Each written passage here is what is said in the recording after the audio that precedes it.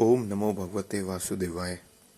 सच्चिदानंद स्वरूप भगवान श्री कृष्ण को हम नमस्कार करते हैं, जो जगत की उत्पत्ति, स्थिति और विनाश के लिए आध्यात्मिक, आदि दैविक और आदि भौतिक तीनों प्रकार के तापों का नाश करने वाले हैं। एक बार नैमिषारण्य क्षेत्र में विराजमान शौनक जी ने महामुनि सूत जी से पूछा, मुनिवर, आपका ज्ञान अगाध है, कृपया हम लोगों का मार्गदर्शन करने के लिए एक ऐसी सार्वग्रहित कथा कहिए जो भगवान श्री कृष्ण की प्राप्ति करा दे। आप तो परम ज्ञानी हैं, सारे तत्वों को, सारे शास्त्रों को, पुराणों को आपने अच्छे से पढ़ा है और सबका मर्म आप जानते हैं। कलयुग में लोग आसुरी प्रवृत्ति के हो गए हैं, तो कृपया करके कोई ऐसा साधन बताएं जो भगवान श्री कृष्ण की प्राप्ति करा। सूत जी कहते हैं, शौनक जी, मुझे बड़ी प्रसन्नता हुई कि आप समाज के कल्याण के लिए और भगवान श्री कृष्ण की प्राप्ति के लिए उपलब्ध सर्वश्रेष्ठ साधन के बारे में जानना चाहते हैं। शुकदेव जी ने कलयुग के प्रभाव को नष्ट करने का एकमात्र साधन श्रीमद् भागवत महापुराण बताया है। इसकी सप्ताह श्रवण विधि तो परम फलदायी है।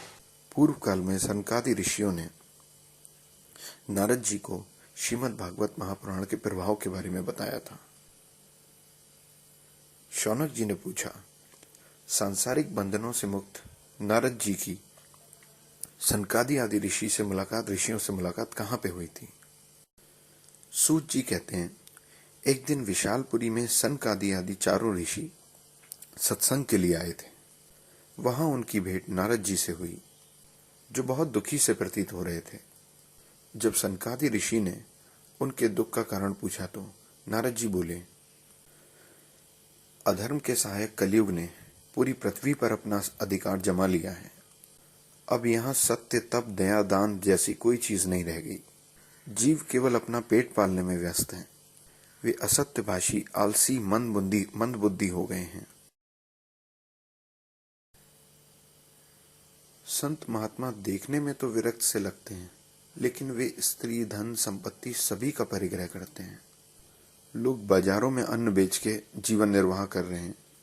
इस प्रकार कलयुग का दोष देखते देखते मैं विचरता हुआ यमुना जी के तट पर पहुंचा, जहां भगवान श्री कृष्ण की हजारों लीलाएं हो चुकी हैं। मैंने देखा कि वहां एक नवयुवती दो वृद्ध व्यक्तियों को बार बार जगाने का प्रयास कर रही है, जो बहुत गहन निद्रा में सो रहे हैं और अचेत अवस्था में पड़े हैं। बहुत सारी महिलाएं भी उन दोनों वृद्ध व्यक्तियों को पंखा जला रही हैं, पर वो दोनों मूर्छित अवस्था में पड़े हुए हैं। कौतूहलवश मैं उनके पास गया और उनसे पूछा कि देवी, कृपया अपनी व्यथा मुझे सुनाइए। युवती ने कहा, मां मुनि, आपके दर्शन तो भाग्य से ही होते हैं। मेरा नाम भक्ति है। ये ज्ञान और वैराग्य मेरे पुत्र हैं, और जो इनकी सेवा कर रही हैं वो गंगा आदि देवियां हैं। मैं द्रविड़ देश में उत्पन्न हुई, कर्नाटक में बड़ी, महाराष्ट्र में सम्मानित हुई और गुजरात में मुझे बुढ़ापा आ गया। वहां घोर कलयुग के प्रभाव से पाखंडियों ने मेरा अंग भंग कर दिया। लंबे समय से इस अवस्था के कारण मैं दुर्बल हो गई हूँ। जब से मैं वृंदावन आई तब से मैं तो परम सुंदरी युवती हो गई, किंतु मेरे दोनों पुत्र थके मांदे बूढ़े। ये विपरीतता क्यों? नारद जी बोले, हे देवी, मैं आपकी समस्या का समाधान बताता हूँ। यह कलयुग है। इस समय सदाचार, योग मार्ग, तप आदि सब लुप्त हो गए हैं। सत्पुरुष परेशान और दुष्ट सुखी हैं। जिस बुद्धिमान पुरुष का धैर्य बना रहे वही ज्ञानी है। पृथ्वी छूने योग्य तो क्या, देखने योग्य भी नहीं रह गई। परंतु ये वृंदावन धाम धन्य है। यहाँ पे आते ही भगवान श्री कृष्ण की कृपा से तुम नवयुवती हो गई। वृंदावन धाम के कण कण में भक्ति का वास है, परंतु तुम्हारे दोनों पुत्र ज्ञान और वैराग्य का यहाँ भी कोई ग्राहक नहीं है, और यह सब कलयुग के प्रभाव से है। भक्ति ने कहा कि राजा परीक्षित ने इस दुष्ट कलयुग को क्यों जीवित छोड़ा, और श्री हरि इस अधर्म को कैसे सह रहे हैं? नारद जी बोले, जिस दिन भगवान श्री कृष्ण भूलोक को छोड़कर अपने धाम को पधारे, उसी दिन सभी साधनों में व्यवधान डालने वाला कलयुग आ गया। और दिग्विजय के समय जब राजा परीक्षित कलयुग को मारने के लिए आगे बढ़े, तब वह दीन के समान राजा परीक्षित के चरणों में गिर गया। राजा परीक्षित ने सोचा कि मुझे इसका वध नहीं करना चाहिए। जो फल कलयुग में तपस्या, योग एवं समाधि से भी नहीं मिलता, वह कलयुग में श्री हरि के कीर्तन से ही मिल जाता है। इस प्रकार कलयुग सारहीन होने पर भी भक्तों के लिए सारग्रही है, और कलयुग में भक्ति ही ज्ञान, वैराग्य और मुक्ति का एकमात्र साधन है। नारद जी बोले, कलयुग के प्रभाव से ब्राह्मण केवल अन्न धन आदि के लोभ से जन जन को भागवत की कथा सुनाते हैं। कथा का सार चला गया है।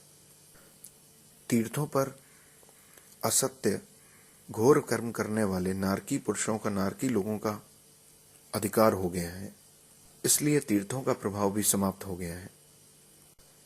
जिनका हृदय निरंतर काम, क्रोध और तृष्णा से भरा हुआ है, वे तपस्या का ढोंग करते हैं। इस प्रकार तप का सार भी चला गया है। मन पर काबू न होने के कारण पाखंड का आश्रय लेकर शास्त्र का अध्ययन करने से ध्यान और योग केवल एक भ्रम बन के रह गया है। पंडितों की दशा ये है कि वो मुक्ति साधन में सर्वदा अकुशल हैं। संप्रदाय अनुसार प्राप्त वैष्णवता भी कहीं दिखाई नहीं देती। इस युग का स्वभाव ही ऐसा है, इसमें किसी का कोई दोष नहीं। इसलिए पुंडरीकाक्ष भगवान भी बहुत समीप होते हुए भी सब सह रहे हैं।